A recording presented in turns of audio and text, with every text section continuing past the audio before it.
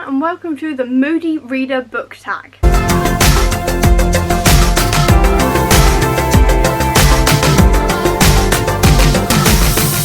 So today I thought I'd do a quick book tag, and this time it is the Moody Reader Book Tag because it sounded like fun sort of exploring my reading habits and stuff like this, which I don't really talk about, so let's get into it. Question number 1 is, do you consider yourself a mood reader? Not in the slightest. I am not a mood reader whatsoever. I am very much a planning and regimented routine kind of person, so I like planning everything in advance. So I plan exactly what I'm going to be reading. Admittedly, I have TBR assembled to help me with exactly what I'm going to be reading each month, but I choose exactly which books it's going to be. I kind of know what kind of books I want to read each month, and once I have my TBR, I actually plan exactly what weeks I'll be reading those books. So I'm very much not a mood reader whatsoever. I do not do stuff like that. I am very much planning orientated. Question number 2 is, do you set TBRs and stick to them? I actually have a TBR game to help me set my TBR, and yes, I do stick to them. Occasionally I will swap out a book, but generally if I've picked a book to read that month, I will read it. I don't generally sort of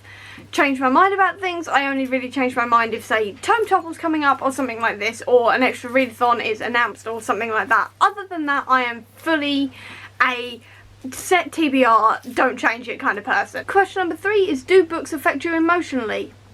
Sometimes, not really. To be honest, I'm not generally that kind of person. It's more of TV and film that affects me emotionally than books, if I'm honest. Question number 4 is, when you're feeling sad, do you like to read sad, happy or neutral books? To be honest, I don't really read when I'm sad. Well, I do, but I don't sort of read specifically happy books or sad books or anything like that. I just sort of pick whatever's next on my TBR, to be honest. I don't really sort of gravitate towards any sort of specific emotion when I am reading, even if my mood is quite sad. And generally, if I am rather sad, I sort of just put down the book and end up on YouTube. Not gonna lie, I just sort of fall down the YouTube hole and just sort of stay there until I feel better. Not gonna lie. Question number 5 is, most often do you use reading to escape, learn or critically reflect? Escape, essentially. I do a lot of reading to escape. Sometimes I also use it to learn when I'm reading books like Slay, but essentially most of the time it is just escapism for me. Question number 6 is, what is a book that made you laugh out loud? The Skullduggery series. Essentially, this series always makes me laugh. I just dropped that. That was clever. But generally, it doesn't make me laugh out loud, but I do generally laugh quite hard while reading these books. Question number 7 is, what book that made you cry, and if you don't cry, one that moved you? I'm generally quite moved by all of Carrie Hope Fletcher's books. Now, I am going to put it out here and say I am very, very biased towards her. I've been watching her YouTube channel since basically the start of it, since her first cover, and I've been here ever since, which is like 10 years, I think it is actually. I think it's 10 years this month, so it's quite a long time, to be honest. So I am quite attached to Carrie and her writing and stuff like this, and I am quite moved by her books quite often. I've got to admit, I don't necessarily cry, but I have gotten choked up a few times, I won't lie. Question number 8 is, what is a book you don't even know how you felt about after? Just having a quick look. I don't know, to be honest. I'm gonna say, just knock everything over, The Umbrella Academy, because I love My Chemical Romance. My Chemical Romance is one of my favourite bands after McFly. I do genuinely love them, and I also love the TV show, but I was not fond of the comic, and I was wanting to like it. I really, really wanted to like it. I loved the concept of it, and I liked like the art style in it, because the art style was like really quite fun and interesting.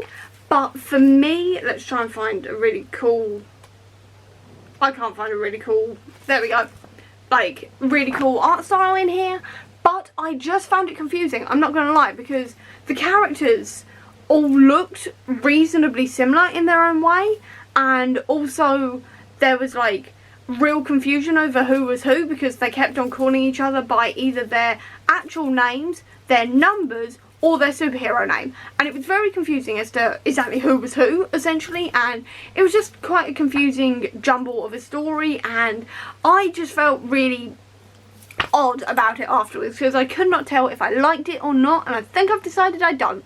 I think I've decided that I prefer the TV show, which isn't the best, but That's just the way it is. I just think the TV show works better than the actual comic. Not to say I won't try other Gerard Way comics, but Umbrella Academy was just not for me in the end. Question number 9 is, are you more likely to read on a sunny day or a cloudy day? Doesn't make a difference, to be honest. I spend most of my day reading. It doesn't matter what the weather is outside, I'm not going out anyway. I'm a very antisocial hermit hobbit of a human being, so it doesn't matter the weather or anything like that. I will just be sitting indoors, probably with curtains closed, reading. It doesn't matter what the weather is. It really doesn't. Question number 10 is, do you usually set the mood while you read with music, lights or candles or anything like that? No. I just sit on my sofa downstairs and read, and that's it. In silence, to be honest, and just with nothing else. Just nothing else, to be honest. And finally, question number 11 is, can you leap from book to book, or do you need buffer time between? I can generally leap from book to book when it's comics, as in I can literally jump from, say, Miles Morales to the X-Men to the Avengers and jump about all over the place like that. That is usually fine, and I don't know why I can do that. I can just very easily snap between each one, like each comic. Unless it's part of a series and it has left it on a cliffhanger, then I will continue on that series. But generally I can jump between comic to comic. When it comes to books, on the other hand, I usually give myself a couple of hours. So if I finish a book in the morning, like I have actually today, I am filming this and then I'll be having lunch and then starting a new book, so I've had a couple of hours of buffer. But if I finish a book in the afternoon, I'll generally leave the rest of the day and then go and read and start a new book the next day, essentially. So I'm just sort of, I do need some level of buffer time, but not that much, to be honest. Just an hour, maybe 2, and then I'm usually good to go on the next book. And that is the end of the Moody Reader book tag. So I hope you enjoyed this video. If you did, please do give me a thumbs up. Comment down below with your answers, I'd love to know. I'll also leave a link down below to all of my social media if you want to check it out, including to the Comic Book Sanctum, which is my website dedicated to Marvel Comics. And if you want to see any more of my videos, please click subscribe here, and over here will be the link to my previous video. But until next time, everyone, bye!